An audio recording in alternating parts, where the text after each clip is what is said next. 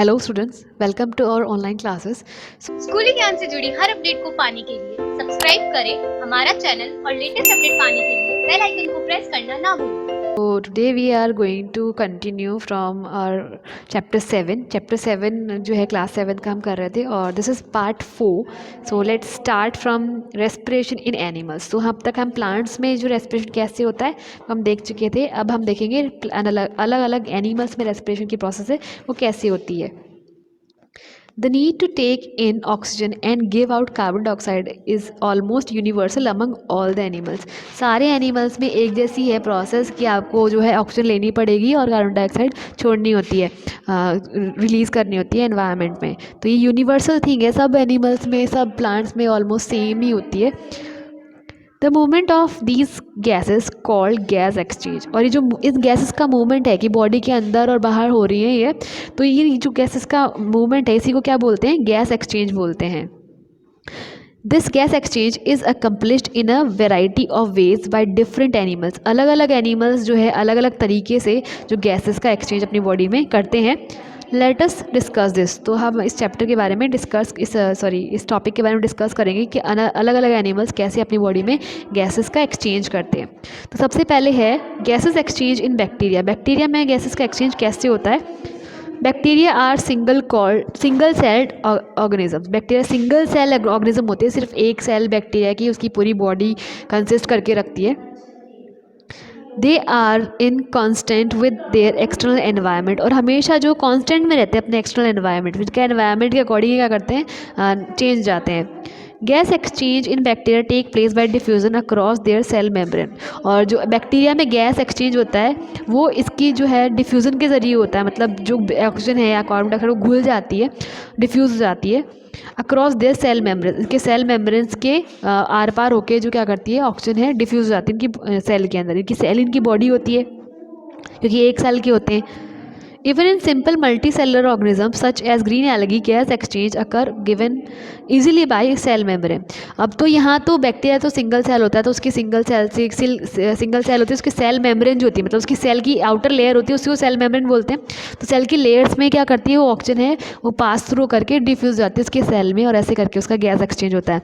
लेकिन अगर हम बात करें मल्टी सेलर की, जो बहुत माइक्रो ऑर्गेनिज्म होते हैं लेकिन एक सेल से ज़्यादा में सेल्स होती हैं, उनके अंदर भी जो गैस का एक्सचेंज होता है वो किसकी वजह से होता है, सेल मेम्ब्रेन की वजह से होता है. जो सेल की बाहर की लेयर होती है उसी की वजह से होता है. तो ये जो है गैसेस जो एक्सचेंज है बैक्टीरिया में और माइक्रो ऑर्गेनिज्म में कैसे होता है, उनकी सेल मेम्ब्रेन के जरिए होता है, डिफ्यूजन के प्रोसेस के थ्रू. ठीक है. Next we have gases exchange in insects. तो अलग अलग कीड़ों में इंसेक्ट में गैसेस का एक्सचेंज कैसे होता है ये देखते हैं.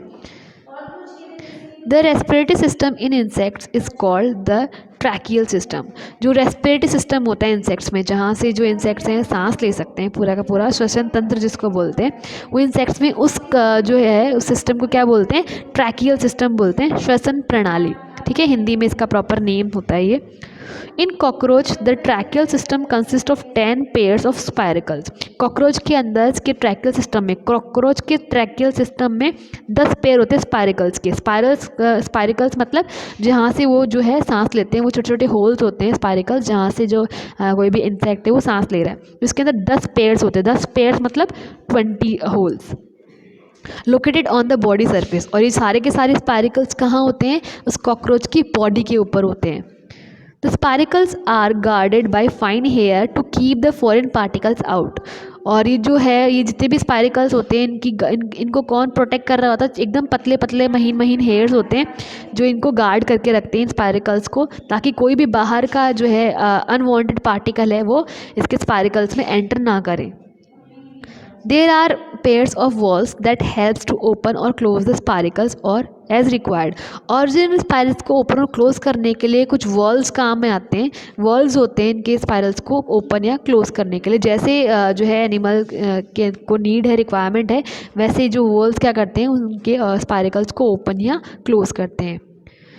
The spirals opens into a number of air tubes called the trachea। अभी जो स्पायरल्स है वो क्या कहाँ इनकी ओपनिंग कहाँ होती है, जो है बाहर सरफेस पे, बॉडी सरफेस पे ये स्पायरिकल्स होते हैं जहाँ से गैस क्या करती है, एंटर करती है। और इनकी अंदर में बॉडी के अंदर ओपनिंग कहाँ होती है, एयर ट्यूब्स के अंदर इनकी ओपनिंग होती है। इन एयर ट्यूब्स को क्या बोलते हैं, ट्रैकियाज बोलते हैं, trachea. Oxygen is absorbed directly from the atmosphere into the air tubes and carbon dioxide rich air is sent out through the last 6 pairs of spiracles।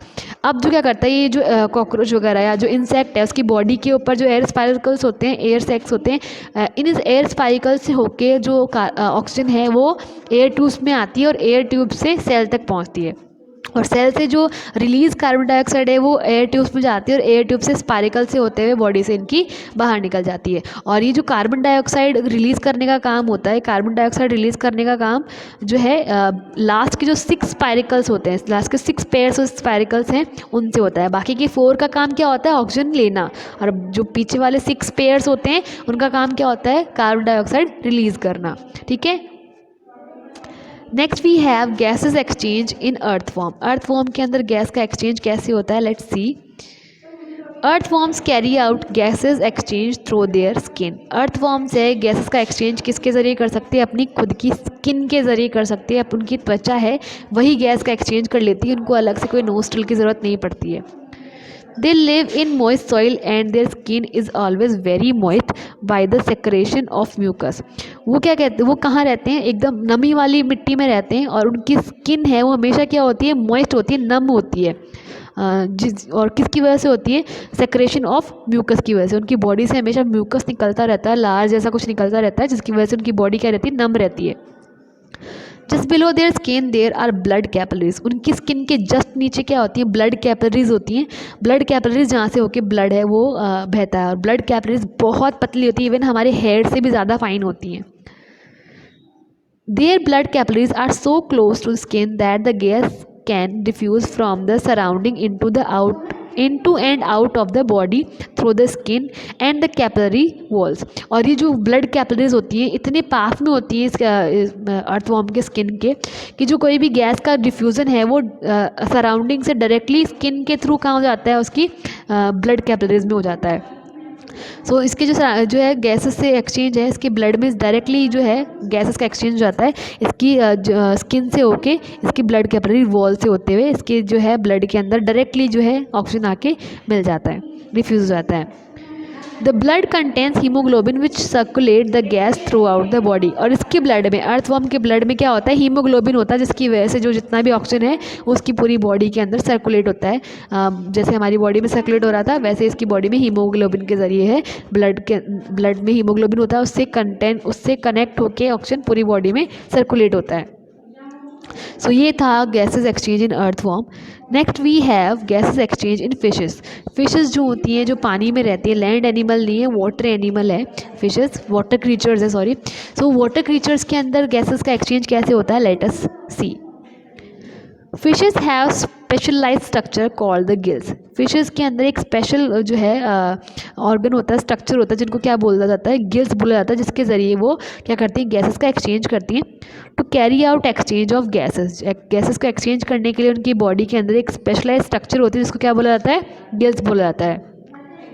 The gills are made up of a large number of thread like structure called filament. और ये जो है gills होती हैं बहुत बड़े बड़े जो है थ्रेड जैसे स्ट्रक्चर होते हैं जिनको फिलामेंट बोलते हैं, उनसे मिलकर बनी होती हैं। These filaments are richly supplied with small blood vessels and capillaries। और इन फिलामेंट्स के अंदर क्या होते हैं, बहुत सारे ब्लड वेसल्स और कैपिलरीज होती हैं। मतलब बहुत सारी ब्लड वेसल्स और कैपिलरीज किस में होती हैं, फिलामेंट्स में होती हैं। और ये सारे फिलामेंट्स मिलकर क्या बनाते हैं, ये गिल्स बनाते हैं। Gills are supported by soft bony structure called the gill arch. और जो गिल्स होती हैं इनको सपोर्ट करने के लिए एक सॉफ्ट सी बोन की स्ट्रक्चर बनी होती है और इस बोन की स्ट्रक्चर का नाम क्या होता है, हड्डी की स्ट्रक्चर का नाम होता है gill arch. Water flow over the gills filament during while exchange of gas between the capillaries and water take place. और जैसे ही वाटर है कि गिल्स के ऊपर से होके फ्लो करता है, इसके अंदर जो फिलामेंट्स होते हैं, गिल फिलामेंट्स होते हैं, वो क्या कर देते हैं, गैस का एक्सचेंज कर देते हैं। कैपिलरीज और वाटर के बीच में, कैपिलरीज और वाटर के बीच में क्या हो जाता है, जो है गैसेस का एक्सचेंज होता है। मतलब वाटर में जो मिक्स ऑक्सीजन है वो जैसे ही वाटर है गिल्स के ज़रिए होके गुजरेगा, तो गिल्स किससे बने, फिलामेंट से, मतलब फिलामेंट से होके गुजरेगा, तो उसमें क्या होंगे, वाटर में से जो मिक्स ऑक्सीजन है वो क्या लेगा, फिलामेंट उसको एब्जॉर्ब कर लेंगे और फिलामेंट उस एब्जॉर्ब ऑक्सीजन को कहाँ पहुँचा देंगे, इन ब्लड वेसल्स और कैपिलरीज तक पहुँचा देते हैं। The blood in capillaries absorb oxygen from the water, और ये जो ब्लड कैपिलरीज क्या करती हैं, इस वाटर को, उस वाटर से ऑक्सीजन को एब्जॉर्ब कर लेती हैं and gives out carbon dioxide, और क्या करती है, कार्बन डाइऑक्साइड को बाहर निकाल देती हैं, बाहर छोड़ देती हैं। The oxygen is in transported by blood, और जो ऑक्सीजन है वो कहाँ ट्रांसपोर्ट हो जाता है, फिर ब्लड में पहुंच जाता है। मतलब जो फिलामेंट हैं गिल्स के वो क्या करते हैं, वाटर से जो ऑक्सीजन है उसको निकाल लेते हैं और किस में वो जो कैपिलरीज है उसमें मिक्स कर देते हैं, और कैपिलरीज क्या करती हैं, ऑक्सीजन को अपने अंदर ले लेती हैं और कार्बन डाइऑक्साइड को हमारी बॉडी से बाहर निकाल देती हैं। Therefore, in fish, taking in water and thereby oxygen is called inspiration, और इसीलिए जो है फिश क्या करती है, वाटर और उसके साथ जो वाटर में से ऑक्सीजन को अंदर लेती है, उस प्रोसेस को क्या बोला जाता है, इंस्पिरेशन बोला जाता है। And exit of water is called expiration, और जैसे ही वो जो है बचा हुआ पानी है जिसमें से ऑक्सीजन निकाल ली गई है, वो बचा हुआ पानी बाहर निकलता है, तो उसको क्या बोलते हैं, एक्सपिरेशन बोलते हैं। ठीक है, next we have gases exchange in frogs. Frogs के अंदर, मेंढकों के अंदर गैसेस का एक्सचेंज कैसे होता है वो हम देखेंगे। मेंढक भी क्या है, क्रीचर्स उसके एनिमल्स की कैटेगरी में है, तो एनिमल्स के अंदर हम पढ़ रहे हैं रेस्पिरेशन कैसे होता है। So gases exchange in frogs हम देखते हैं। Frogs are amphibians. अब ध्यान दीजिए, फ्रॉग्स क्या है, एम्फीबियंस है। एम्फीबियंस मतलब वो क्रीचर्स जो लैंड एंड वाटर दोनों पे रह सकते हैं, चाहे जब मर्जी हो वो लैंड पे रह सकते हैं, जब मर्जी हो वो वाटर में रह सकते हैं। तो ऐसे क्रीचर्स को हम क्या बोलते हैं, एम्फीबियंस बोलते हैं, उभयचर जिनको बोलते हैं हिंदी में। ठीक है, they live both in water and on land, दोनों जगह रहते हैं, लैंड पे भी रहते हैं और वाटर पे भी रहते हैं। When in water frogs breathe through their moist skin, जब फ्रॉग्स है वाटर में रहते हैं क्योंकि ये एम्फीबियन है, तो जब भी फ्रॉग्स वाटर में रहते हैं तो अपनी जो इनकी मॉइस्ट स्किन है, नम नम स्किन है इनकी, नम मतलब गीली गीली जो स्किन है इनकी, उसके ज़रिए जो ब्रीथ करते हैं पानी के अंदर जब रहते हैं। On the other hand, they breathe through their nostrils and lungs when they lived on land. और जैसे वो लैंड पे आते हैं, लैंड पे इनको गैस एक्सचेंज करने के लिए इनके नोस्ट्रल्स होते हैं, नाक होता है, और इनके बॉडी में लंग्स होते हैं जैसे हमारे होते हैं, तो उनसे क्या करते हैं, लैंड पे रेस्पिरेशन करते हैं, अपने नोस्ट्रल्स और लंग्स के ज़रिए लैंड पे रेस्पिरेशन करते हैं। लेकिन जैसे ही पानी में जाएंगे, इनका नोज़ और नोस्ट्रल्स और लंग्स है वो काम नहीं करेंगे, तब इनका काम कौन करेगा रेस्पिरेशन का, इनकी स्किन काम करेगी। The skin of frog is moistured by secretion of mucus, और जो फ्रॉग की स्किन है वो एक म्यूकस निकलता है, लार निकलती है इनकी बॉडी से, जिसकी वजह से इनकी जो स्किन है वो मॉइस्चर्ड रहती है, नम रहती है। And it is used for respiration at times, और जब भी ज़रूरत पड़ती है तब ये जो स्किन है उसकी रेस्पिरेशन में फ्रॉग की हेल्प करती है। There are a number of blood vessels near the skin, और इसकी स्किन के पास बहुत सारे ब्लड वेसल्स होती हैं। When a frog is under water, oxygen is transmitted through the skin directly into the blood stream, और जैसे ही पानी में जाता है फ्रॉग, तो ये फ्रॉग से क्या करता है, ब्लड वाटर के अंदर जो ऑक्सीजन होती है वो इसकी स्किन से कहाँ पहुँच जाती है, डायरेक्टली इसके ब्लड के अंदर ट्रांसमिट हो जाती है, ब्लड के अंदर पहुँच जाती है डायरेक्टली, इसकी स्किन से होते हुए जो ऑक्सीजन है वो कहाँ पहुँच जाएगी, इसके खून के अंदर जा, ब्लड स्ट्रीम है, जब बहता हुआ खून है उसको बोलते हैं ब्लड स्ट्रीम। हमारी बॉडी के अंदर जो ब्लड फ्लो कर रहा है उसको हम बोलेंगे ब्लड स्ट्रीम। तो इसके खून के अंदर है, स्किन से डायरेक्टली ऑक्सीजन जो होगी ट्रांसमिट हो जाएगी, मिक्स हो जाएगी, जिससे कि क्या करेगा, ये ईजिली रेस्पिरेशन कर पाएगा। Next we have, do you know point? Amoeba and paramecium take in oxygen and give out carbon dioxide by diffusion through their cell membrane. Amoeba और पैरामेसियम दोनों सिंगल सेल ऑर्गेनिज्म है, दोनों जो है एक cell के बने होते हैं, सिर्फ एक सेल है, वही उसका मुंह है, वही उसके पैर हैं, वही उसके हाथ हैं, वही उसके स्टमक भी है, वही सब कुछ है। तो एक सेल है वो सारे ऑर्गन का काम करती है। तो जो अमीबा और पैरामेसियम है इनके अंदर जो है गैसेस का एक्सचेंज होता है, मतलब गैसेस है, सॉरी ऑक्सीजन अंदर लेते हैं और कार्बन डाइऑक्साइड बाहर छोड़ते हैं, डिफ्यूज़न के ज़रिए छोड़ते हैं, डिफ्यूज़न के प्रोसेस के ज़रिए छोड़ते हैं और सेल मेम्ब्रेन्स के थ्रू करते हैं। ये सारा का सारा जो डिफ्यूज़न है इनकी सेल मेम्ब्रेन्स के थ्रू होता है। Sponge hydra exchange oxygen and carbon dioxide through their skin, जबकि स्पोंज और हाइड्रा है ये भी माइक्रो ऑर्गेनिजम्स होते हैं, मतलब हमको नेकेड आई से नहीं दिखेंगे, बहुत छोटे छोटे ऑर्गेनिज्म होते हैं, लेकिन इनकी बॉडी में जो गैसेस का एक्सचेंज होता है वो उनकी स्किन के ज़रिए होता है, जबकि अमीबा और पैरामेसियम में उनकी सेल मेम्ब्रेन के ज़रिए होता है। सो ये एक टू यू नो पॉइंट है। नेक्स्ट हमारे पास है रेस्पिरेशन इन ह्यूमन बींग्स, जो कि हम नेक्स्ट पार्ट में हम करने वाले हैं। So that's all for today's part. Thank you.